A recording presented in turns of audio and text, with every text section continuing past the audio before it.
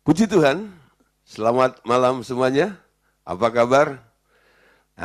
Puji Tuhan, malam hari ini kita bisa kembali bersama-sama untuk belajar firman Tuhan dalam online discipleship revival total ministry. Puji Tuhan, malam hari ini saudara, temanya adalah manifestasi Yesus. Ya, nah saudara, setelah kita belajar ya banyak hal tentang kebesaran anugerah Allah, ya, tentang ya hal-hal yang menyangkut pribadinya Allah, ya. Sekarang apa yang ada di dalam hakikat Allah itu ketika Tuhan Yesus masuk ke dalam diri kita, sekarang dia ada di dalam diri kita. Amin. Nah, sekarang Yesus mau bermanifestasi melalui hidup kita. Kenapa dia ketok pintu hati? Supaya Anda mendengar, lalu Anda bereaksi, Anda mengundang dia masuk ke dalam hati Anda, sehingga dia yang masuk itu menjadi Yesusku.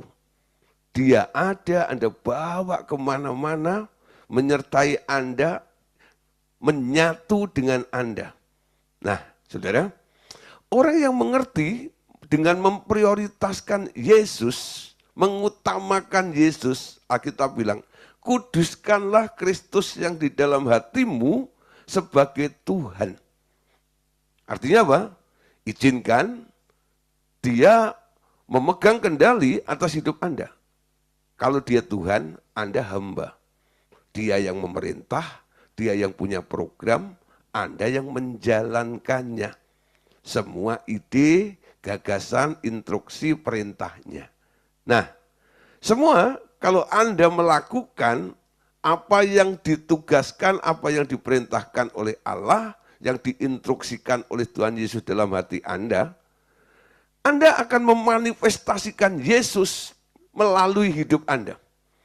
Sehingga orang kalau pengen lihat Yesus, dia nggak usah membuka pintu surga, membelah langit.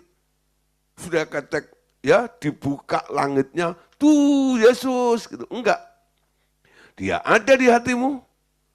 Dia bermanifestasi melalui hidupmu sehingga banyak orang akan menemukan dan melihat Yesus melalui hidup kita semuanya. Amin.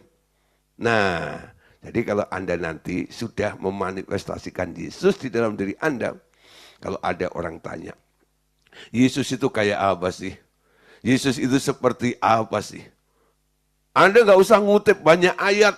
Oh, menurut kitab Yesaya begini, menurut Markus begini, menurut kisah para rasul begini, menurut kitab Roma begini. Nggak perlu.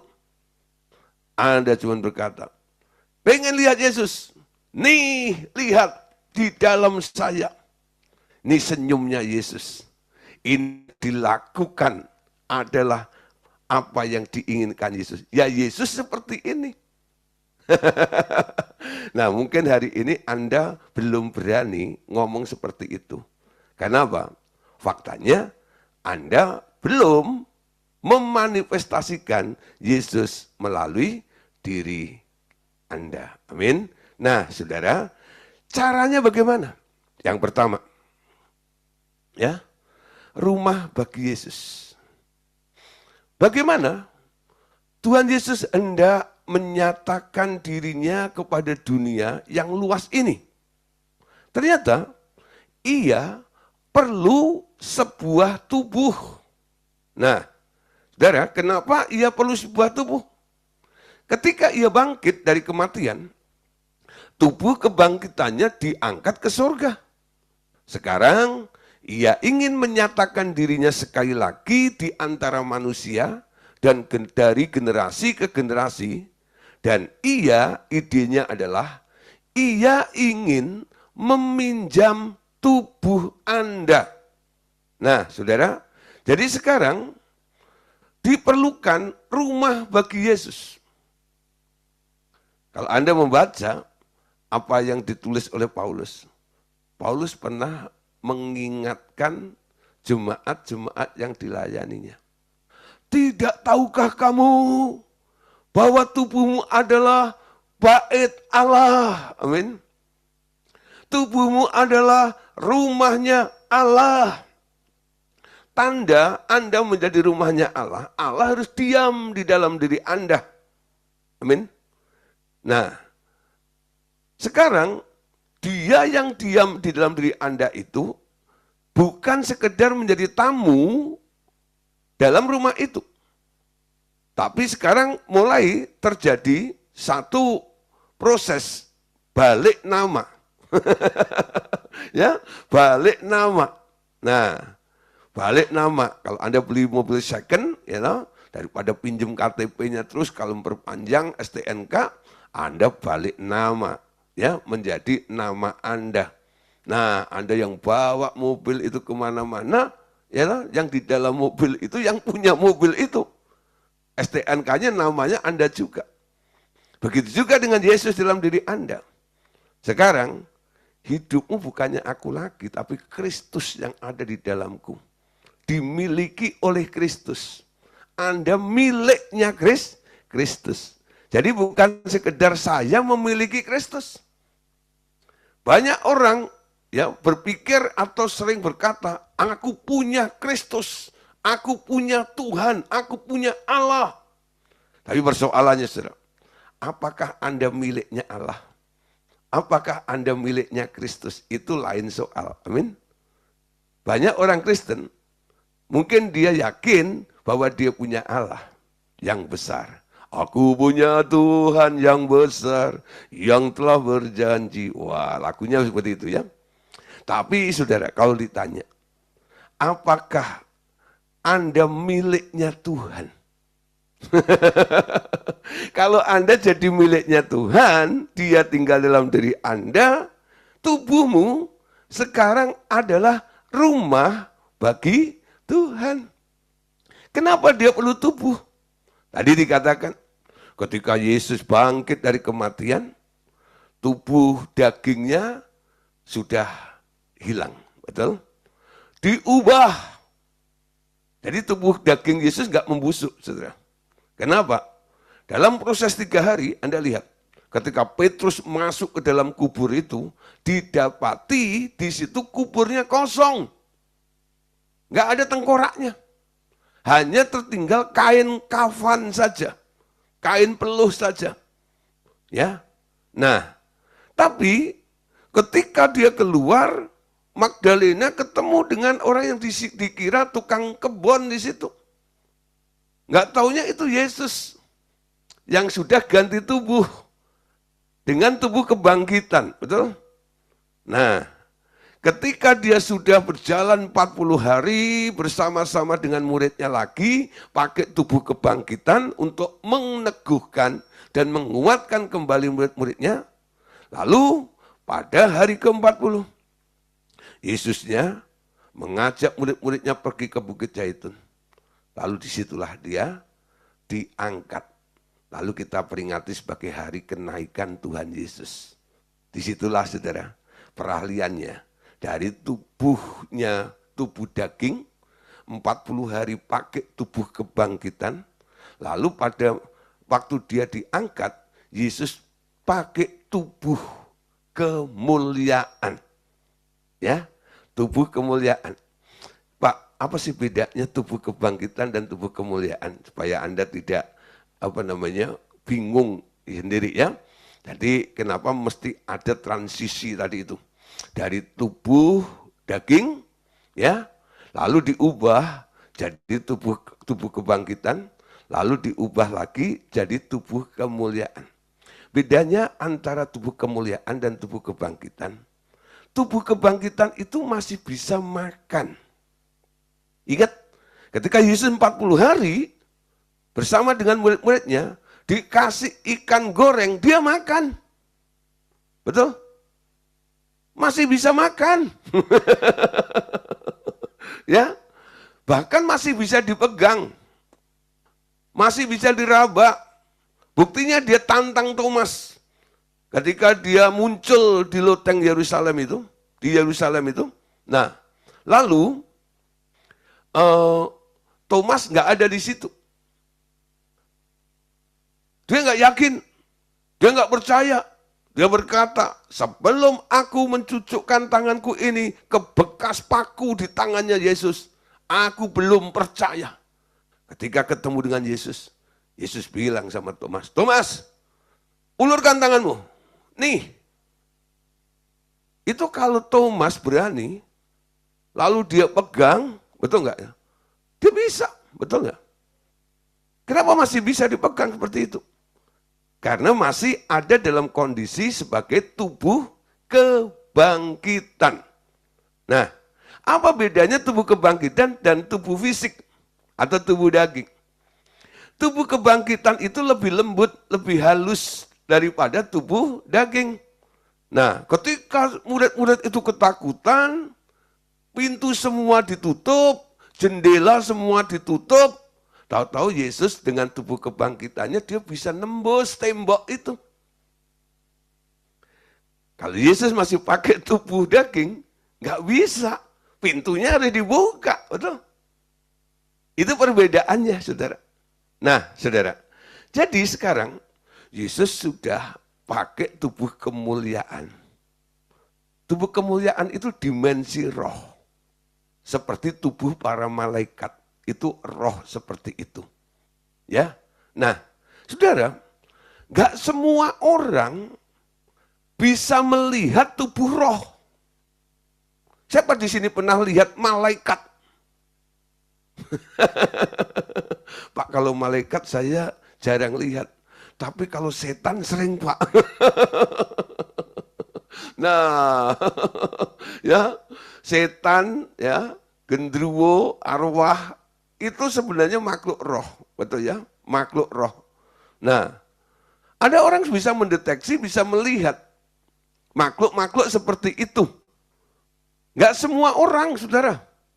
Ya, nah, untuk bisa melihat manifestasi Yesus, apa yang mau dilakukan, apa yang mau dikerjakan Yesus itu, kalau Yesus pakai peraga dengan tubuh kemuliaannya, nggak semua orang mendapat informasinya, betul? Kenapa? Nggak semua orang melihat. Tapi dengan gagasannya, dia masuk ke dalam tubuh setiap orang yang percaya, lalu dia ada di dalam diri Anda, sekarang dia pinjam tubuhmu, dia pinjam anggota tubuhmu, dia mau pakai matamu, dia mau pakai hidungmu, dia mau pakai telingamu, dia mau pakai mulutmu, dia mau pakai tanganmu, dia mau pakai kakimu. Untuk apa? Untuk menunjukkan. Nih loh, aku mau begini. Idenya dari dia, tapi yang bergerak, yang melakukannya adalah Anda. Itulah yang disebut memanifestasikan Yesus. Amin. Memanifestasikan Yesus. Nah, saudara, jadi sekarang kita tahu kenapa, ya? Kenapa Tuhan Yesus itu dia dulu menebus Anda, ya? Nah, untuk ini ia tebus Anda dari tungku api neraka. Anda dibayar dengan harga kematiannya di kayu salib. Lalu roh Anda dilahirkan baru agar dapat mengikuti pikiran dan gerak-gerik dia. Tetapi semua kepentingan duniawi Anda digantungnya di kayu salib. Amin. Nah, saudara, dia tebus Anda, lalu Anda dilahirkan baru, punya roh yang taat, menurut sama Tuhan, sehingga Anda dapat mengikuti pikiran dan gerak-gerik Tuhan Yesus. Nah, semua itu harus ditambah lagi dengan Anda harus kepentingan-kepentingan duniawimu itu harus digantung di kayu salib. Ingat pelajaran 2 buah salib. Amin. Nah, oke, saudara. Atau dengan kata lain, ia meminta Anda dengan sukarela, tapi paksa. Ini istilah aneh ya, sukarela tapi paksa.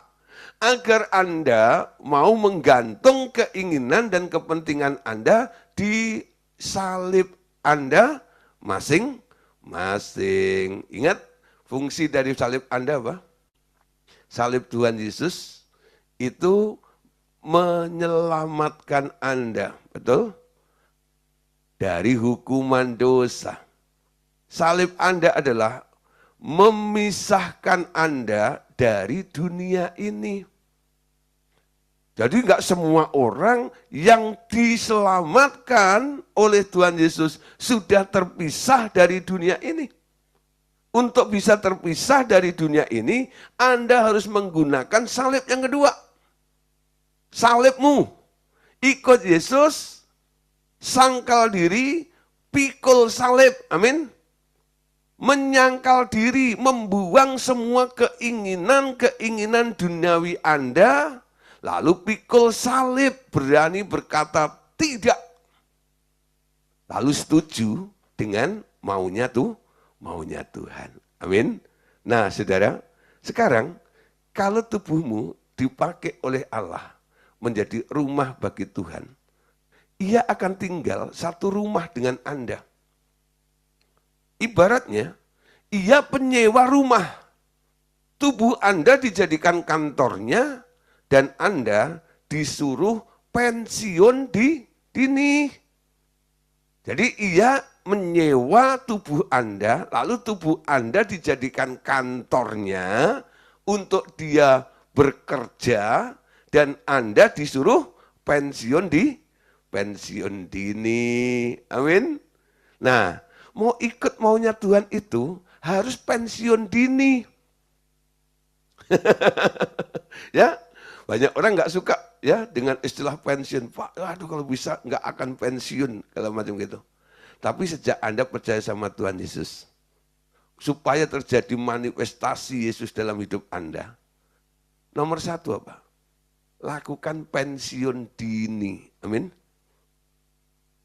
Sehingga Yesus punya akses, Yesus punya kesempatan, Yesus punya peluang atas hidup Anda. Nah, ketika Anda sudah mengikuti pensiun dini, ya, Ia mau menunjukkan dirinya kepada dunia melalui kantornya yang baru. Tugas Anda sekarang hanya menjadi saksi bisu atau silent bystander di samping Dia. Anda bersama dengan Dia, kemana Dia pergi, Anda pergi. Di mana Tuhan ada, Anda ada di situ. Bersama dengan Tuhan. Dia yang punya ide, Anda yang melakukan. Dia yang pengen, Anda yang merealisasikan. Jadi Anda selalu bersama dengan Dia. Ya. Nah, Dia mau menunjukkan dirinya kepada dunia melalui kantornya, melalui hidup Anda itu. Sekarang tugas Anda apa? Kita hanya jadi silent bystander. Saksi bisu. Gak usah banyak protes. Gak usah banyak ide. Gak usah banyak gagasan. Tangkep aja apa maunya Tuhan. Amin. Orang Korea bilang sendiko dawuh. Amin. Nurut aja sama Tuhan. Anda jadi saksi bisu yang di samping Dia. Nah, kita lihat beberapa ayat pendukungnya. Galatia pasal 2, ayat yang ke-19. Sebab aku telah mati oleh hukum Taurat.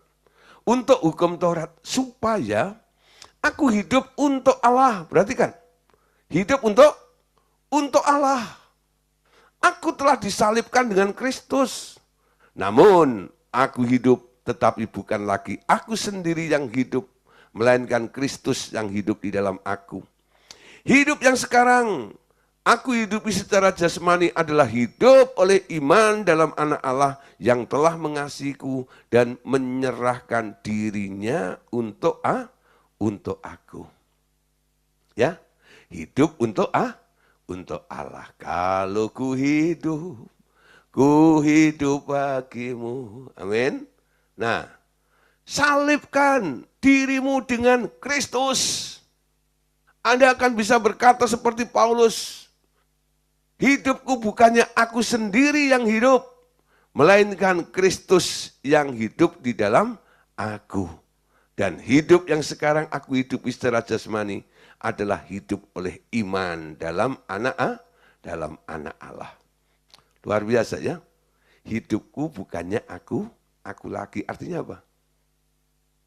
Untuk bisa memanifestasikan Yesus ini, anggap hidupmu itu, dirimu itu enggak penting. Yang penting siapa? Yang penting Tuhan. Ya. Yang penting siapa? Yang penting Anda atau Tuhan. Nanti Anda bisa cek gaya hidup Anda itu bisa menentukan, menunjukkan Anda yang lebih penting atau Tuhan yang lebih penting. Ya, paling tidak bisa Anda cek ketika Anda berdoa kepada Tuhan. Kalau masih ngotot, Tuhan, tolong Tuhan, urapi, berkati Tuhan. Pekerjaanku, ideku, gagasanku ini, aku mau ini, tolong Tuhan penyertaan-Mu ya. Artinya apa? Tuhan yang Anda seret-seret, betul? Siapa nurut siapa? Tuhan suruh nurut Anda kan? Nah, artinya kalau yang nurut ya sama yang diturutin, mana yang lebih penting? Yang diturutin yang lebih penting. Ketika hak hidup Anda itu enggak Anda buang, Anda enggak melakukan salib yang kedua, Anda enggak bisa berkata hidupku bukannya aku lagi, tapi Kristus yang ada di dalamku. Sebenarnya Anda sedang berkata, aku ini enggak penting. Yesus lebih penting daripada diriku. Amin. Nah, siapa di sini masih sok penting? Sini, tak baptis ulang. Ya, naik ke kayu salibmu. Kalau Anda masih merasa dirimu paling penting, lebih penting daripada Allah. Allah itulah yang terpenting. Amin. Ketika Anda mengutamakan Tuhan, menjadikan Dia yang terpenting, Anda jadi nggak penting. Kepentingan Allah akan dituang atas hidupmu, sehingga hidupmu akan melakukan, memanifestasikan apakah yang menjadi kepentingannya Allah. Amin. Ketika kepentingan Allah itu Anda adopsi, lalu Anda lakukan, kira-kira perbuatanmu jauh lebih indah, jauh lebih mulia mana? Idemu, keinginanmu, gagasanmu, atau keinginan Allah yang dituang atas hidup Anda. Nah, nangkep ya? Jadi sebenarnya Anda itu untung banget. Walaupun awalnya kok begini ya, dirampas hakmu itu rasanya kok nggak enak. Ya, kok nggak enak itu loh.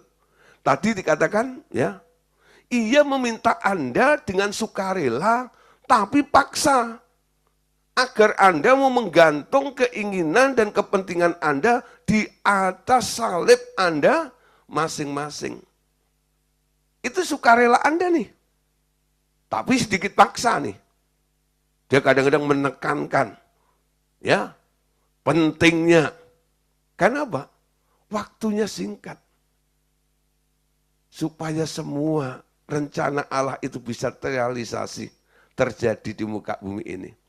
Dia sedang cari tubuh-tubuh orang-orang yang mau menyerahkan dirinya. Mati bagi dunia ini, hidup bagi Allah. Sebanyak-banyaknya. Lalu dijadikan apa? Anda dijadikan saksi bisu, silent bystander. Di samping dia. Dan banyak hal yang ajaib. Yang gak pernah Anda pikirkan. yang nggak pernah Anda mengerti akan terjadi melalui hidup kita. Amin. 1 Korintus 2 ayat 1 sampai yang kedua. Mari kita baca sama-sama. Demikianlah pula ketika aku datang kepadamu saudara-saudara, aku tidak datang dengan kata-kata yang indah atau dengan hikmat untuk menyampaikan kesaksian Allah kepada kamu. Sebab aku telah memutuskan untuk tidak mengetahui apa-apa di antara kamu selain Yesus Kristus, yaitu Dia yang disalibkan. Aku juga telah datang kepadamu dalam kelemahan dan dengan sangat takut dan gentar. Jadi ini merupakan pengakuan, ungkapan daripada Paulus. Dia berkata, ya, ketika aku datang, aku tidak datang dengan kata-kata yang indah, dengan kata-kata hikmat yang mengesankan begitu. Ya. Ayat yang kedua tadi dikatakan, sebab aku, Paulus memutuskan untuk tidak mengetahui apa-apa di antara kamu selain Yesus Kristus, yang yaitu Dia yang disalibkan. Saudara, ini terjadi dalam pelayanan kami. Setelah mengerti tentang mekanisme ini, dulu kalau pelayanan diundang, ya, suruh doain orang, suruh ngudusin rumah, itu dan sebagainya gitu. Saya berpikir, saya mau ngapain ya? Dapat masukan dari yang punya rumah. Oh Pak, gini. Sering muncul ini Pak, gini dan itu. Aku mulai berpikir, ya nanti aku akan kuduskan. Oh, bahasanya sih rohani. Aku akan tengking keluar, aku akan usir semuanya. Ada orang sakit, sakitnya apa? Lalu mulai cari, googling ya, oh penyakit ini begini. Supaya Pak punya pijakan kira-kira. Ya kan? Nah saudara, nah, tapi sekarang untuk memanifestasikan Kristus dalam hidup kita, saya nggak melakukan hal seperti itu lagi. Ketika ada jobs, ada tawaran dalam pelayanan, nomor satu saya tanya, Tuhan, kenapa dia? Seniru gayanya Paulus. Paulus tadi berkata, sebab aku telah memutuskan untuk tidak mengetahui apa-apa di antara kamu selain Yesus Kristus, yaitu Dia yang disalibkan. Nangkep saudara? Kadang-kadang kita terlalu kepo. Ya, nanti saudara kalau sudah pengen tahu, lalu mendapatkan informasinya, ternyata wow, masalah kok begitu berat, kok begitu ruwet, begitu rumit dan sebagainya. Lalu Anda mulai ngeper. Aduh, bisa enggak ya? Ini ya. Siapa yang pernah ngalami seperti itu? Awalnya Anda percaya bahwa Anda bisa dengan berdoa, dengan iman, segala sesuatu akan beres. Tapi ketika Anda mulai mencari tahu tentang apa yang terjadi itu, lalu kesimpulannya Anda dapatkan, informasinya Anda temukan. Ketika sudah tahu begitu rumitnya masalah itu, apa terjadi? Betul? Gimana ini? Betul nggak? Seperti itu ya. Nah, Paulus memberikan tips yang bagus. Aku telah memutuskan untuk tidak mengetahui apa-apa di antara kamu selain Yesus Kristus. Kalau itu pelayanan dipercayakan kepada Anda, tanya sama yang kasih jobs, Tuhan, itu orang kenapa? Ya, nanti dia akan kasih tahu. Oh, dia kesambet. Tapi katanya begini. Ya, itu diagnosa medis. Pengalaman dari beberapa orang disimpulkan seperti itu. dia kemasukan roh orang mati. Engkongnya ada di situ, umpama. Ya, itu nggak pernah Anda temukan ya, secara analisis. Nah, pelayanan akan jadi lebih praktis, betul? Kenapa? Dia mempercayakan Anda untuk melakukan tugas itu. Sebenarnya yang pengen menyembuhkan siapa? Yesus. Anda kan hanya peraganya, amin. Kenapa Anda diundang? Karena orang itu tahu di dalammu ada Yesus, amin. Yang bisa menjawab semua masalah itu. Nah, jangan GR. Kalau Anda dipakai oleh Tuhan, hebat kan gua kan raja tengking, tahu nggak? Banyak orang kadang-kadang memandang kami seperti itu. Sengaja mengundang kami, wah, kalau Pak Gideon datang, Ghostbuster. Dengar langkahnya aja setan pasti udah kabur. Ya, beritanya kadang-kadang begitu. Gitu.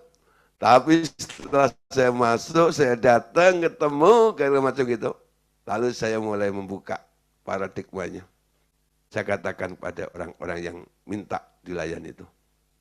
Jangan anggap saya orang hebat. Saya nggak ada beda dengan Anda.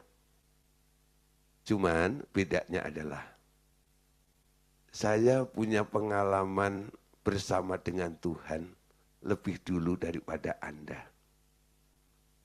Nggak ada orang penting, nggak ada orang hebat. Amin. Jadi produk RTM itu tidak lagi mencetak orang-orang hebat. Tidak mencetak orang-orang yang luar biasa. Yang hebat, yang luar biasa tetap Yesus yang ada di dalam diri Anda. Amin. Enggak? Nah, sekarang harus nangkep. Amin. Paulus katakan tidak mengetahui apa-apa di antara kamu selain Yesus Kristus yang disalibkan. Nah, Ibrani 10 ayat yang kelima. Dikatakan begini. Kurban dan persembahan tidak engkau kehendaki, tetapi engkau telah menyediakan tubuh bagiku. Amin. Nah, saudara, di sini bicara tentang tubuh. Tubuh siapa? Tubuh Anda dan saya. Gak heran, kumpulan orang-orang percaya itu sekarang dinamakan sebagai tubuh Kristus. Amin. Kristus sebagai kepala, Anda adalah anggota-anggota tubuhnya. Ada yang jadi mata, ada yang jadi telinga, ada yang jadi hidung, ada yang jadi mulut, ada yang jadi tangan, ada yang jadi kaki. Tergantung fungsi dan tugas masing-masing. Amin. Tapi kita tubuh. Satu komando, satu instruksi, satu kepala, yaitu Yesus. Nah, saudara, ya, Yesus pernah berkata, kamu akan melakukan pekerjaan-pekerjaan yang lebih besar daripada apa yang pernah aku lakukan. Siapa yang pernah baca ayat itu? Dulu saya salah mengerti. Pengertian saya begini dulu. Kita ini nanti akan lebih hebat. Pekerjaan yang kita lakukan itu jauh lebih dahsyat daripada apa yang Yesus pernah lakukan. Lalu saya mengambil sebuah contoh begini. Yesus pernah khotbah. Paling banyak audiensnya yang hadir berapa? 5.000. Benny Hinn itu ya datang. Tiberias Natal 100.000 ya lah, lebih memenuhi ya di situ. Berapa kali lipat? 5.000 bandingannya dengan 100.000. Itu 20 kali lipat, ya, 20 kali. Dulu saya pikir begitu. Lebih besar dalam jumlah seperti itu. Tapi setelah saya menangkap, mengerti. Pengertiannya bukan begitu. Bukan berarti Anda lebih hebat daripada Yesus. Enggak. Anda enggak pernah lebih hebat daripada Yesus. Ya. Kalau Yesus katakan, kamu akan melakukan pekerjaan-pekerjaan yang aku lakukan, bahkan lebih besar dari apa yang pernah aku lakukan. Caranya seperti apa? Nah, caranya dia pinjam tubuhmu. Ya. Nah, di sini bagaimana ia dapat berkata bahwa Anda akan dapat melakukan semua yang ia lakukan, bahkan lebih besar dari yang pernah dilakukannya dahulu. Sekarang jelas bagi Anda bahwa itu digenapi dengan cara ia sendiri yang mau menyelundup ke dalam dunia, memakai tubuh Anda sehingga ia dapat bekerja sekali lagi di atas bumi ini. Ya. Nah, banyak orang terkecoh begini. Pak, bukankah pekerjaan Yesus sudah selesai? Nanti Anda pasti akan ditanya ini. Kenapa dia harus datang lagi? Dengan menyelundup pakai tubuh kita untuk melanjutkan pekerjaannya. Artinya pekerjaan Tuhan belum selesai kan? Nah, siapa yang setuju pekerjaan Tuhan sudah selesai? Pekerjaan Yesus sudah selesai? Belum. Pekerjaan Yesus belum selesai. Tapi kenapa di atas kayu salib dia berkata, it's finished. Wis rampung. Sudah selesai. Kenapa dia katakan itu? Apanya yang selesai di situ? Misi yang diemban, tugas yang diberikan oleh Bapa untuk menebus manusia. Sakit disembuhkan, kutuk dihancurkan, betul? Semuanya dikerjakan oleh Yesus dengan cara digantung mati di kayu salib. Dia melepaskan Anda dari belenggu ikatan dosa. Tapi pekerjaan Yesus belum selesai. Ketika Yesus mau naik ke surga, dia berkati murid-muridnya, segala kuasa telah diberikan kepadaku. Lalu dia berikan urapan kepada murid-muridnya, pergilah, jadikan semua bangsa muridku, betul? Baptislah mereka, ajar mereka. Sampai hari ini kita masih melakukan pekerjaan Tuhan. Betul? Yesus itu melakukan apa sih sebenarnya? Melakukan pekerjaan Bapaknya. Betul? Ternyata proyek Bapak itu sampai hari ini belum berakhir. Bapakku masih bekerja sampai hari ini, sampai sekarang juga Bapakku masih bekerja. Sampai kapan Bapak itu berhenti bekerja? Khususnya di dunia inilah. Sampai setiap lutut bertelut. Semua lidah mengaku Yesus adalah Tuhan. Betul? Itu pekerjaan Bapak. Kenapa Yesus bermanifestasi melalui hidup Anda? Supaya banyak orang kenal Yesus melalui Anda. Lalu percaya sama Yesus. Ketika orang percaya sama Yesus, darah Yesus memperdamaikan orang itu, sehingga orang itu bisa kembali kepada Bapa. Karena hati Bapa itu ingin berdamai dengan mereka semuanya. Kolose 1, 19-20, betul?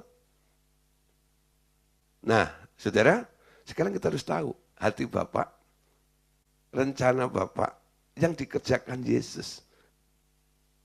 Jadi Yesus pelaksana ini, dia terus, karena dia nggak punya tubuh, dia pinjam tubuh Anda. Makanya Anda diubah menjadi serupa dengan Yesus. Bukan wajahnya, tapi pikirannya, hatinya, perbuatannya. Amin. Menjadi seperti kau Yesus. Menjadi seperti kau Yesus. Dalam perkataan, dalam pikiran, dan dalam perbuatan. Rambut nggak usah gondrong kayak Yesus, betul? Hidung nggak usah mancung kayak Yesus. Memang Anda lahir di Trenggalek, gitu. Nggak usah, gitu. Panjang itu nanti malah kayak Pinocchio. Gitu. Yang penting, ya, hatimu kayak Yesus. Pikiranmu kayak Yesus, perkataanmu perkataan Yesus. Sehingga kita kadang-kadang berkata, berikanku hati seperti hatimu. Berikanku mata seperti matamu. Berikanku kaki seperti kakimu. Berikanku tangan seperti tanganmu. Benar? Untuk apa?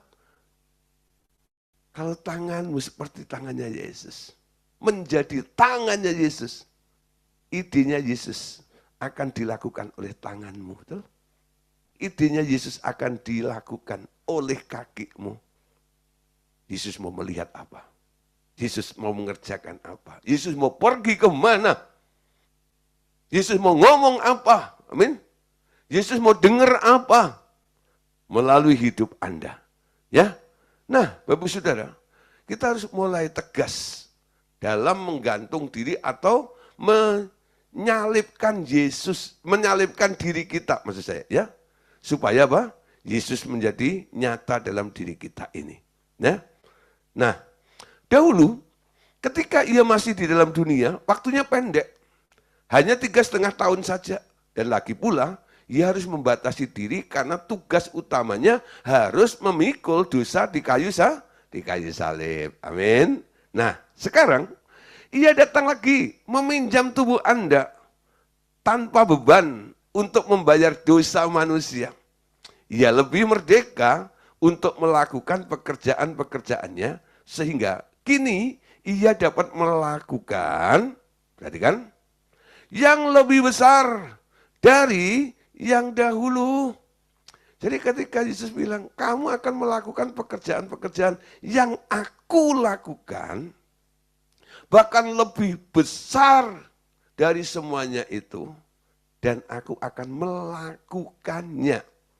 Itu yang jarang diperhatikan oleh beberapa orang. Ya. Nah, Bapak Saudara, sekarang kita lihat dulu sebelum kita lihat ayatnya. Salah satu,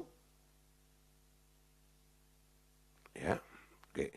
Pekerjaan yang dahulu tak dapat ia kerjakan adalah melawan roh agamawi. Semua kuasa yang lain telah ditaklukkannya. Setan, dosa, perkara daging, alam, dan hukum-hukum alam. Bahkan maut dan alam maut sekalipun. Itu pernah dikalahkan oleh Tuhan Yesus, bukan? Tapi ada yang nggak bisa, yaitu roh agamawi. Kenapa nggak bisa?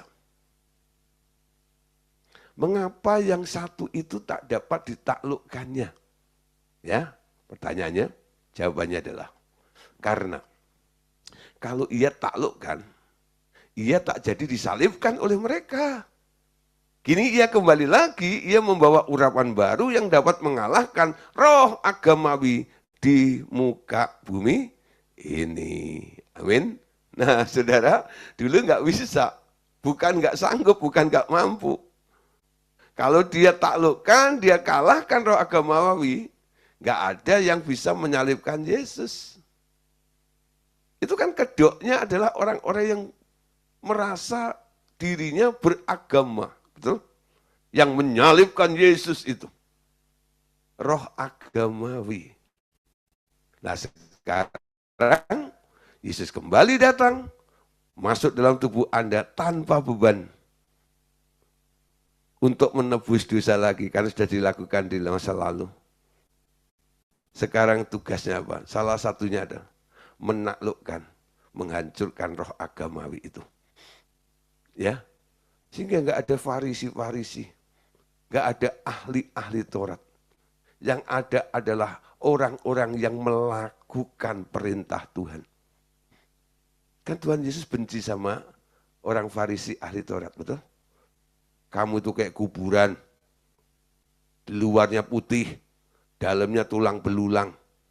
Kamu ngerti firman, ya, pengetahuan firmannya luar biasa. Tapi hidupmu nggak pernah melakukan firman itu. Munafik kamu. Yesus bilang begitu.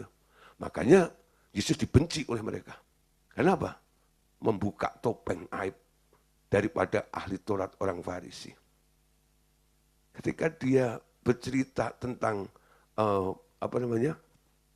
perempuan yang dirampok gitu ya, jatuh ke dalam tangan penyamun. Ilustrasinya Yesus, Pak. Pertama muncullah orang Farisi. Melihat orang jatuh, nggak berhenti, nggak nolong. Alasannya, saya mau tugas di gereja nih. Saya mau tugas di sinagog nih. Lalu muncullah yang kedua, orang ahli Taurat. Hanya melihat saja. Mulutnya bilang kasihan ya, babak belur ya, berdarah-darah ya. Tapi nggak berhenti untuk menolong. Bablas juga. Dia takut jubahnya kotor. Lalu datanglah orang Samaria. Dia turun dari keledainya. Dia bebat luka orang itu. Diangkat di kendaraannya. Bawa ke penginapan. Diobati, dibayarin di situ. Mana yang dikatakan murah hati? Nah, Anda perhatikan sudah. Itu dua orang inilah disebut agamawi. Nggak pernah melakukan. Bicara tentang kasih, tapi nggak melakukan kasih. Kasih hanya teorika. Tapi bukan menjadi realita dalam dirinya. Amin. Nah, sekarang saudara, ia mau mengerjakannya melalui Anda. Amin. Melalui kita. Untuk bisa melakukan pekerjaan-pekerjaan dia bahkan lebih besar. Yohanes 14 ayat 12 sampai 14. Ya. Yohanes pasal 14 ayat 12 sampai 14. Sesungguhnya aku berkata kepadamu, siapa saja yang percaya kepadaku, ia akan melakukan juga pekerjaan-pekerjaan yang aku lakukan. Amin. Bahkan pekerjaan-pekerjaan yang lebih besar daripada itu. Sebab aku pergi kepada Bapa, dan apapun yang kamu minta dalam namaku, aku akan melakukannya, supaya Bapa dimuliakan di dalam Anak. 14, jika kamu meminta sesuatu kepadaku di dalam namaku, aku akan melakukannya. Berarti kan saudara, jadi kalau baca ayat, jangan hanya dipotong. Hanya ayat 12 tok. Lanjutkan 13-14 ini. Saudara, di sini ayat 13 ada kata aku akan melakukannya. Ayat 14, aku akan melakukannya. Siapa yang melakukan? Dia yang melakukan. Tapi karena dia nggak punya tubuh, tubuhnya sudah berubah jadi tubuh kemuliaan, dia butuh manifest supaya bisa menjangkau orang-orang di sekitar bumi ini. Dia butuh Anda. Amin. Yang melakukan siapa? Tuhan. Dalam hidup Anda. Makanya dia ajar doa kepada Anda. Bukan doa Yabes, tapi doa Tuhan Yesus, yaitu doa Bapa kami.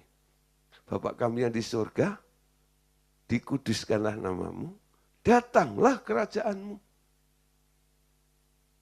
Jadi surga itu harus turun invasi, mempengaruhi bumi. Tuhan turun mempengaruhi Anda. Datanglah kerajaanmu. Setelah itu jadilah kehendakmu. Ketika engkau nangkep, engkau ngerti apa yang Tuhan mau, apa yang Tuhan inginkan, jadilah kehendakmu di bumi seperti di surga, itu keputusanmu. Anda rela enggak untuk melakukannya apa yang Tuhan perintahkan kepada Anda? Datanglah kerajaanmu, Anda tahu maksudnya Tuhan. Anda ngerti apa yang dia mau lakukan, jadilah kehendakmu, Anda siap untuk mengerjakannya.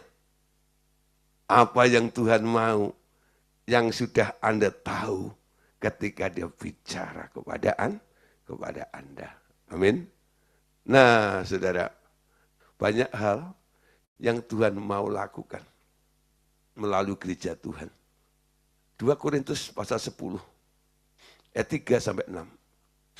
Memang, kami masih hidup di dunia, betul. Tetapi kami tidak berjuang secara duniawi. Ya. Jadi prinsip ini harus dipegang baik-baik. Jangan merasa Anda masih hidup di dunia, lalu Anda masih berpikir bahwa cara kami ya cara dunia loh. Memang kami masih hidup di dunia, tetapi kami tidak berjuang secara duniawi. Karena senjata kami dalam perjuangan bukanlah senjata duniawi, melainkan senjata yang diperlengkapi dengan kuasa Allah, yang sanggup untuk meruntuhkan benteng-benteng. Kami mematahkan setiap siasat orang dan merubuhkan setiap kubu yang dibangun oleh keangkuhan manusia untuk menentang pengenalan akan Allah. Kami menawan segala pikiran dan menaklukkannya kepada Kristus, dan kami siap sedia juga untuk menghukum setiap kedurhakaan bila mana ketaatan kamu telah menjadi sempurna. Amin. Ada senjata-senjata yang diberikan kepada kita. Bukan senjata duniawi, tapi senjata yang diperlengkapi dengan kuasa Allah. Dampaknya apa? Sanggup untuk meruntuhkan benteng-benteng. Ya. Musuh itu sering bikin benteng, saudara. Ya, benteng itu apa sih? Benteng itu tembok atau batu gitu ya, yang disusun untuk menutupi Anda.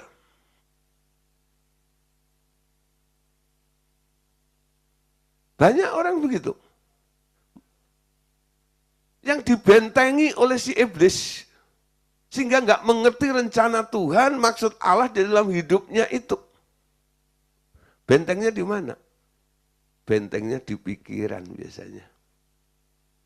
Nah, ketika seseorang sudah ditaruh benteng di situ, biasanya dia nggak ngerti kebenaran. Kalau dia nggak tahu kebenaran, yang dia tahu cuma kesalahan, amin. Kekeliruan semuanya. Dan dia nggak menyadar bahwa itu keliru, walaupun dia merasa ini nggak pantas, ini bikin sengsara, betul? Kebenaran berkata apa? Oleh bilur-bilurnya kamu sudah sembuh. Tapi ketika Anda sakit, tubuhmu merasa sakit, meriang dan sebagainya, lalu mulutmu mengakui apa yang Anda rasakan.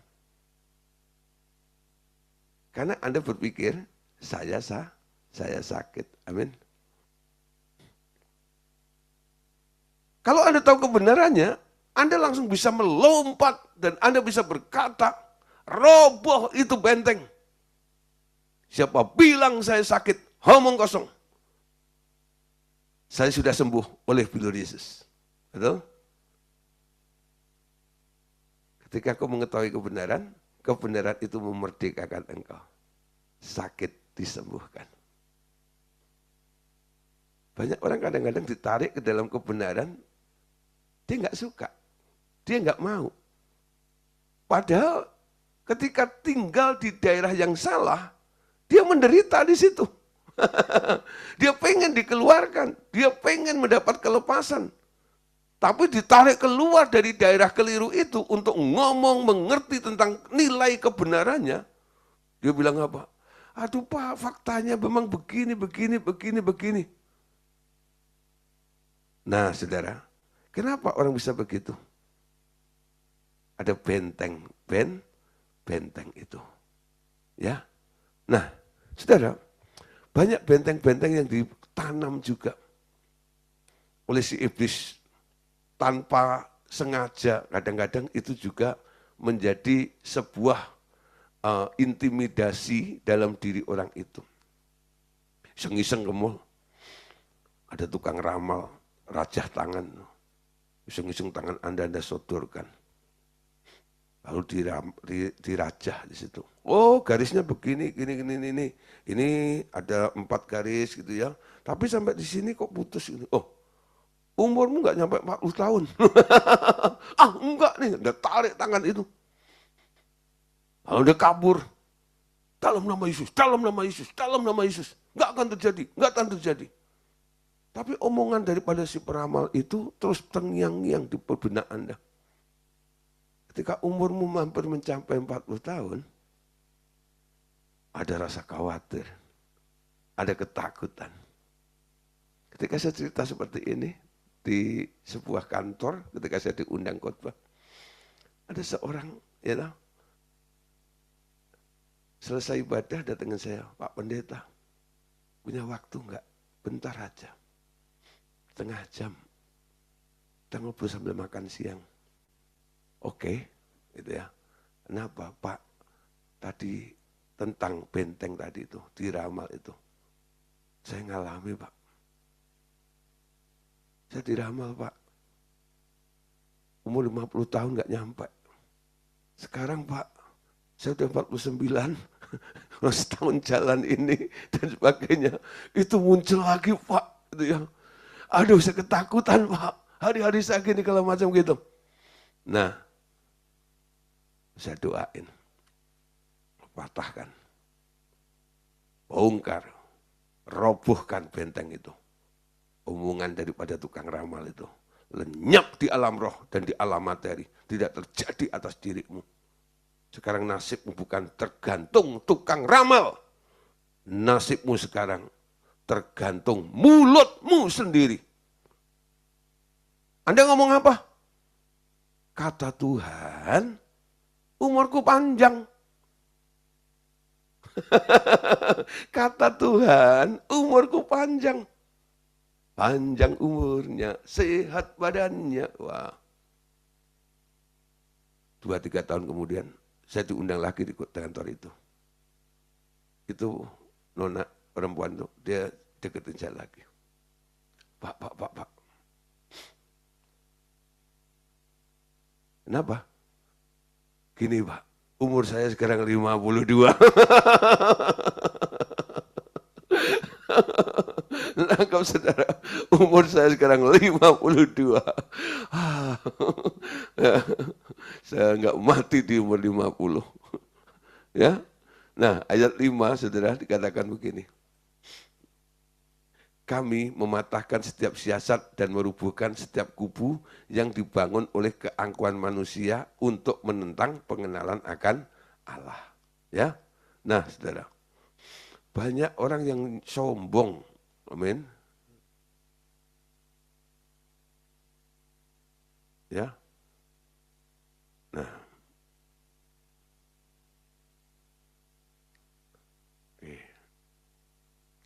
banyak orang yang sombong. Ya. Kami mematahkan setiap siasat orang dan merubuhkan setiap kubu yang dibangun oleh keangkuhan manusia untuk menentang pengenalan akan Allah. Orang yang menentang pengenalan akan Allah itu sombong.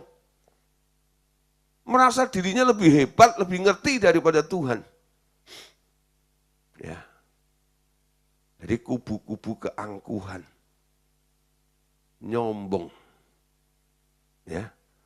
Nah, saudara, orang-orang sombong seperti ini harus dipatahkan, harus ditaklukkan. Amin. Kami menawan segala pikiran, ya, dan menaklukkannya kepada Kristus. Taklukkan kepada Kristus. Dalam Alkitab, saudara, dicatat satu peristiwa. Ada tukang sihir, namanya Simon. Dengan sihirnya, dia bisa memperoleh laba, banyak untung, cuan. Ya, semua orang datang melihat dia bikin sulap itu, lalu ditarik kolektor. Kardus dihindarin gitu ya, semua pada kasih duit gitu ya. Lalu dia bilang, bentar lagi akan ada atraksi yang lebih menarik lagi, menarik lagi, menarik lagi. Ayo, ayo, ayo, ayo, iuran gitu ya. Nah, banyak yang penasaran, pengen tahu kehebatan daripada Simon tuh. Sihir itu adalah atraksi yang mengelabui seseorang. Ya. Nah, satu kali Filipus datang di kota itu. Dia bukan bikin sihir. Dia pelayanan ditugaskan oleh Paulus. Dia melayani kota itu. Tuaian jiwa terjadi. Mujizat terjadi. Buta melihat, lumpuh berjalan. Apalagi cuman panu, kadas, kudis, bablas semuanya. Betul? Wah, saudara, mujizat terjadi luar biasa. Melihat apa yang dilakukan oleh Filipus itu. Simon yang tadinya merasa sok penting, sok hebat, datang kepada Filipus, minta dibaptis. Ya orang kalau sudah sampai minta dibaptis itu artinya apa? Ya sudah menyerah gitu ya. Nah, minta dibaptis di situ. Lalu mulai mengikuti Filipus kemanapun Filipus pergi, dia menjadi pengikut setianya. Mungkin mau belajar trik ya, gimana membuat mujizat itu seperti apa, caranya bagaimana. Saudara, memang dalam pelayanan ini kadang-kadang kita bisa menyontek ya. Awal-awal nih, saya jujur ya. Dalam saya awal-awal pelayanan ya, kalau hanya khotbah dan sebagainya itu kan ya kita cari ya pengertiannya gini-gini dan sebagainya. Tapi praktek dalam pelayanan kadang-kadang doain orang ini dan sebagainya butuh kadang-kadang mentor ya. Contoh kadang-kadang gitu. Ketika saya gabung dengan RTM ini, saya jalan bareng sama mentor saya. Dari kota ke kota. Walaupun tugasnya hanya WL, main musik. Nanti kalau pas doa-doain gitu saya catchernya. Suka nangkepin gitu ya. Kalau ada yang roboh gitu, saya di belakang orangnya. Supaya orangnya enggak, kepalanya kebentur sama lantai itu saya tangkap. Itu lalu tidurin di situ gitu ya. Dah, ganti lagi kalau dan sebagainya. Tapi saya getol. Kenapa? Dengan saya ada di tempat itu, dekat dengan orang itu, paling tidak saya bisa memperhatikan senior saya. Oh, cara doa itu begini toh. Kalau orangnya ngomong, Pak, masalah saya begini, solusinya seperti itu. Itu saya catat baik-baik. Ya, sampai akhirnya saya mencoba meniru. Ya. Nah, saya tiru caranya, saya praktekkan. Apa yang terjadi? Enggak sembuh. Lalu saya ngomong sama mentor saya, Pak, saya tiru cara Bapak, gitu loh. Bapak doain orang bisa sembuh, muntah-muntah ngalami kelepasan. Kenapa Pak saya doain kok saya enggak, orang itu enggak ngalami terobosan pemulihan seperti itu. Lalu mentor saya bilang, kamu nggak konsisten. Ya, kamu suruh orang sembuh dengan nama Yesus, kamu sendiri kalau sakit apa? Orang lain sembuh oleh bulir-bulirnya, kamu oleh bulir-bulirnya. Harus konsisten coba. Mulai dari dirimu. Kenapa saya jadi powerful? Karena saya punya pengalaman dengan Tuhan, kata mentor saya. Oh gitu ya Pak? Saya mulai dengan diri saya. Ketika saya mengalami Tuhan atas hidup saya bisa menularkan pengalaman saya dengan Tuhan itu, saya bisa menawarkan Tuhan itu kepada mereka. Betul ya? Bukan teorika. Amin. Nah, saudara, kalau hanya teori, lalu Anda bisa, Anda akan jadi kayak, siapa tadi? Tukang sihir Simon itu ya. Cari cara, gimana ya? Belajar dari Filipus. Oh, manjangin kaki seperti itu. Oh, doain orang nih. Oh, pelepasan seperti itu.